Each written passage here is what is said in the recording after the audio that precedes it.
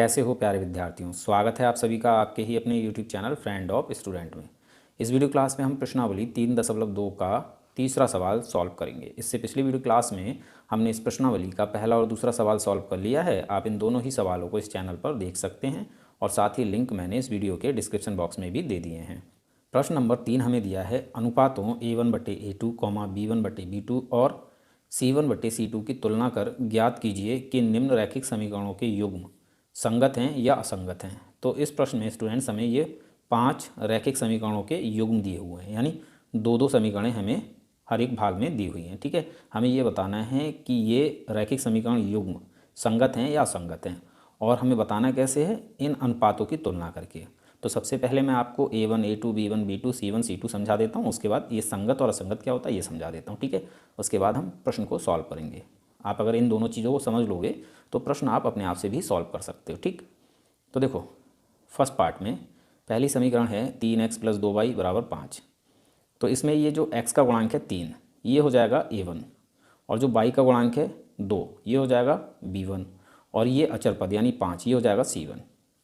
दूसरे समीकरण में x का गुणांक है 2, ये हो जाएगा A2, y का गुणांक है -3, ये हो जाएगा B2, और अचर पद है 7, ये हो जाएगा C2। ठीक है, A1, A2, B1, B2, C1, C2 ये आपको समझ में आ गया। अब हम बात कर लेते हैं संगत और असंगत की। तो देखो स्टूडेंट्स, अगर किसी रैखिक समीकरण युग्म में A1/A2 बराबर नहीं है B1/B2 के, यानी इन दोनों का अनुपात अगर बराबर नहीं है, तो ऐसे रैखिक समीकरण युग्म का एक अद्वितीय हल होता है। अद्वितीय हल का मतलब है केवल और केवल एक ही हल होना। ठीक है, तो ऐसी स्थिति में समीकरण संगत होते हैं।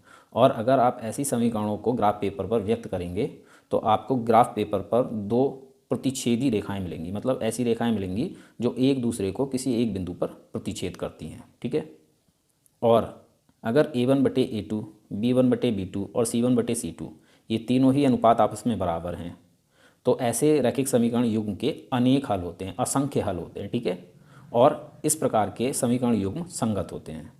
अगर आप इन्हें ग्राफ पेपर पर व्यक्त करोगे तो आपको संपाती रेखाएं मिलेंगी। संपाती रेखाओं का मतलब होता है एक रेखा के ऊपर दूसरी रेखा होना। ठीक है, तो इन दो कंडीशंस में समीकरण युग्म संगत होते हैं। ठीक है, और अगर A1/A2, B1/B2 ये दोनों आपस में बराबर हैं, लेकिन C1/C2 बराबर नहीं है, तो ऐसी स्थिति में रैखिक समीकरण युग्म का कोई हल नहीं होता है, और इस प्रकार के रैखिक समीकरण युग्म असंगत होते हैं। अगर आप इन्हें ग्राफ पेपर पर व्यक्त करोगे तो आपको समांतर रेखाएं मिलेंगी, यानी ऐसी रेखाएं जो एक दूसरे को कहीं पर भी प्रतिच्छेद नहीं करेंगी। ठीक है, तो हमें इस प्रकार से इन अनुपातों की तुलना करना है। ठीक है, इन दो कंडीशंस में समीकरण युग्म संगत हैं और इस कंडीशन में समीकरण युग्म असंगत होता है। ठीक है, तो चलिए अब सवाल को सॉल्व करते हैं।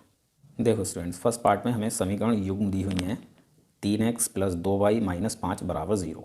ये 5 बराबर के इस साइड में था। ठीक है, हमने इसकी साइड चेंज कर ली और इधर ले आए। इधर ये प्लस का था तो इधर ये माइनस का हो जाता है। ठीक है, ये हमारी फर्स्ट समीकरण है। और सेकंड समीकरण 2x - 3y - 7 = 0। ठीक है, ये 7 भी बराबर के साइड में था, इसकी भी हमने साइड चेंज कर ली है। इधर आकर ये माइनस का हो गया है, इधर प्लस का था, इधर आकर माइनस का हो गया है। ये हमारी सेकंड समीकरण है। अब हमें समीकरण फर्स्ट से A1, B1, C1 लिख ले रहे हैं। ठीक है, तो A1 होता है x का गुणांक, तो x का गुणांक है 3 समीकरण फर्स्ट में। ठीक है ना, तो यहाँ आ जाएगा 3। B1 होता है y का गुणांक, तो y का गुणांक है +2, तो यहाँ 2 आ जाएगा। ठीक है, और C1 होता है अचर पद, अचर पद है -5, तो यहाँ आ जाएगा -5। ठीक है ना, इसी प्रकार से हमें समीकरण सेकंड से A2, B2 और C2 लिख लेने हैं। ठीक है, तो A2 यानी x का गुणांक ये है 2, B2 यानी y का गुणांक ये है -3, और C2 यानी अचर पद ये है -7। ठीक है, अब हमें इन गुणांकों को अनुपातों के रूप में लिख लेना है, यानी A1/A2, B1/B2, C1/C2। ठीक है, और फिर हम तुलना कर लेंगे। A1/A2 ये कितना हो जाएगा 3/2। ठीक है ना, A1 3 है और A2 2 है, तो ये हो जाएगा 3/2। इसी प्रकार से B1/B2, तो ये हो जाएगा 2/-3। इसी प्रकार C1/C2 ये हो जाएगा -5/-7। ठीक है, यहाँ माइनस से माइनस कैंसिल हो जाता है। अब इन अनुपातों की आप तुलना कीजिए तो देखिए A1/A2 और B1/B2, क्या ये दोनों अनुपात बराबर हैं? बिल्कुल बराबर नहीं है। A1/A2 है 3/2 और B1/B2 है 2/-3। तो यहाँ से हमें क्या मिला कि A1/A2 बराबर नहीं है B1/B2 के। आगे हमें चेक नहीं करना है, तो यहाँ हमें लिखना है तुलना करने पर हमने पाया कि A1/A2 बराबर नहीं है B1/B2, ठीक है ना। A1/A2 और B1/B2 ये आपस में बराबर नहीं है। ये बराबर नहीं है तो इसका मतलब है इस रैखिक समीकरण युग्म का एक अद्वितीय हल है।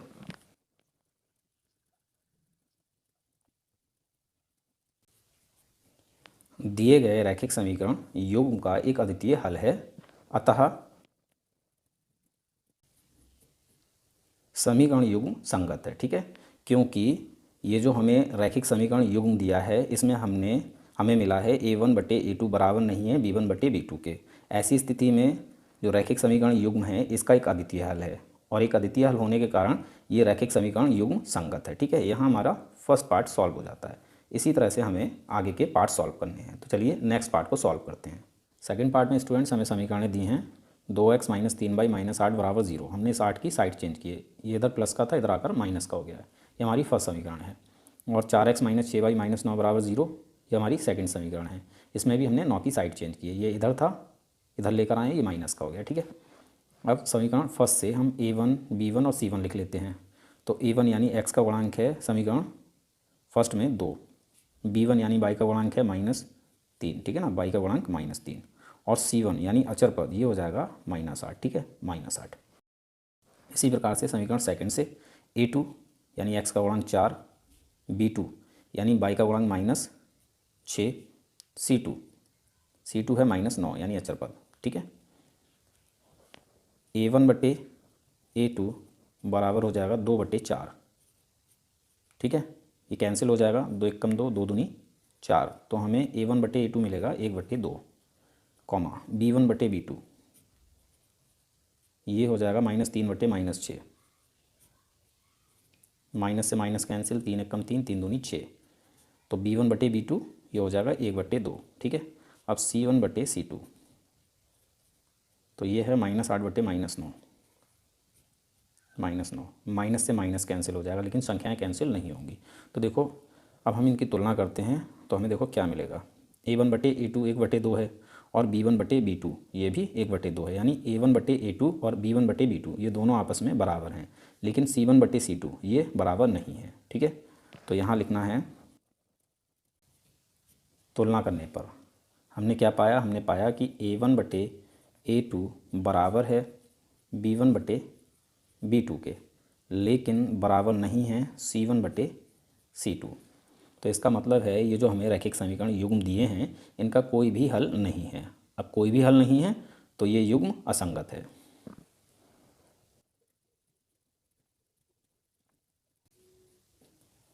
दिए गए रैखिक समीकरण युग्म का कोई हल नहीं है। क्यों नहीं है? क्योंकि A1/A2 बराबर है B1/B2 के, लेकिन C1/C2 के बराबर नहीं है। तो ऐसी स्थिति में समीकरण युग्म का कोई हल नहीं होता है, और जब कोई हल नहीं होता है तो समीकरण युग्म असंगत होते हैं। अतः समीकरण युग्म असंगत है, ठीक है। ये हमारा सेकंड पार्ट का आंसर हो जाता है। चलिए नेक्स्ट पार्ट को सॉल्व करते हैं। थर्ड पार्ट में स्टूडेंट्स हमें समीकरणें दी हैं 3/2x + 5/3y - 7 बराबर 0। इस 7 की हमने साइड चेंज कर ली, ठीक है। ये फर्स्ट समीकरण हो जाती है। और सेकंड समीकरण है 9x - 10y - 14 बराबर 0। यहाँ पर हमने 14 की भी साइड चेंज की, ठीक है। अब हमें समीकरण फर्स्ट से A1, B1 और C1 लिख लेना है। तो A1 यानी x का गुणांक ये है 3/2, B1 यानी y का गुणांक 5/3, और C1 यानी अचर पद -7। समीकरण सेकंड से A2 x का गुणांक 9, B2 y का गुणांक -10, और C2 अचर पद यानी -14, ठीक है। अब हमें अनुपात बना लेना है A1/A2। A1 है 3/2, तो 3/2, ठीक है। और इसके बटे में है A2, तो A2 है 9, तो ये आ जाएगा यहाँ पर, ठीक।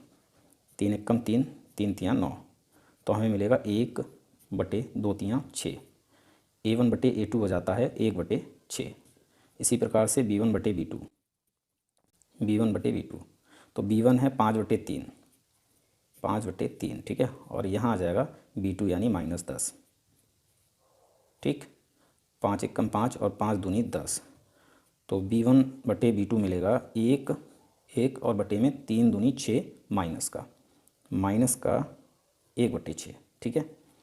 C1 बटे C2 यानी -7/-14, माइनस से माइनस कैंसिल, 7 एकम 7, 7 दूनी 14, ठीक है। अब हम इन अनुपातों की तुलना कर लेते हैं। तो देखो A1 बटे A2 ये है 1/6 और B1 बटे B2 ये है -1/6। क्या ये दोनों आपस में बराबर हैं? बिल्कुल बराबर नहीं है। एक संख्या प्लस की है, दूसरी संख्या माइनस की है, तो ये कभी आपस में बराबर हो ही नहीं सकते, ठीक है। अब हमें आगे चेक करने की ज़रूरत नहीं है। तो यहाँ हमने तुलना की तो हमें क्या मिला? हमें मिला कि A1 बटे A2 बराबर नहीं है B1 बटे B2 के।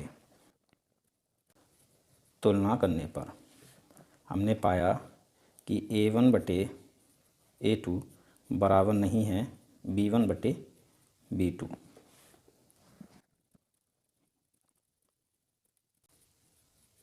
क्योंकि A1 बटे A2 बराबर नहीं है B1 बटे B2 के, इसीलिए दिए गए समीकरण युग्म का एक अद्वितीय हल है। और एक अद्वितीय हल है तो इसका मतलब ये समीकरण संगत हैं, दिए गए समीकरण युग्म संगत हैं, ठीक है ना। ये हमारा थर्ड पार्ट का आंसर हो जाता है। इसी प्रकार से हमें फोर्थ पार्ट को सॉल्व करना है। फोर्थ पार्ट में स्टूडेंट्स हमें समीकरण दिए हैं 5x - 3y - 11 बराबर 0। हमने इस 11 की साइड चेंज की है, ठीक है। इधर ये प्लस का था, इधर आकर माइनस का हो गया है। ये हमारी फर्स्ट समीकरण है। और सेकंड समीकरण है -10x + 6y + 22 बराबर 0। इस 22 की भी हमने साइड चेंज की है। इधर ये माइनस का था, साइड चेंज करने के बाद ये प्लस का हो गया, ठीक है। अब हमें क्या करना है? समीकरण फर्स्ट और सेकंड से A1 A2 और B1 B2 और C1 C2 लिख लेने हैं, ठीक है। तो समीकरण फर्स्ट से A1 है x का गुणांक यानी 5, B1 है y का गुणांक यानी -3 और C1 है अचर पद यानी -11। इसी प्रकार से समीकरण सेकंड में A2 x का गुणांक -10, B2 y का गुणांक यानी +6 और C2 यानी अचर पद +22, ठीक है। अनुपात बना लेते हैं A1 बटे A2, तो 5 बटे -10, 5 एकम 5, 5 दूनी 10, तो हमें मिलेगा -1/2, ठीक है, कॉमा B1 बटे B2 यानी -3/6, -3/6, तो 3 एकम 3, 3 दूनी 6, -1/2 और C1 बटे C2 -11/22, 11 एकम 11, 11 दूनी 22, तो बचेगा -1/2, ठीक है। अब इनकी तुलना कर लेते हैं। A1 बटे A2 -1/2 है, B1 बटे B2 -1/2 है और C1 बटे C2 ये भी -1/2 है। यानी हमने तुलना करके पाया कि तीनों ही अनुपात आपस में बराबर हैं। तुलना करने पर A1 बटे A2 बराबर B1 बटे B2 बराबर C1 बटे C2, तीनों ही अनुपात बराबर हैं। तो इस समीकरण युग्म के अनेक हल हैं, ठीक है।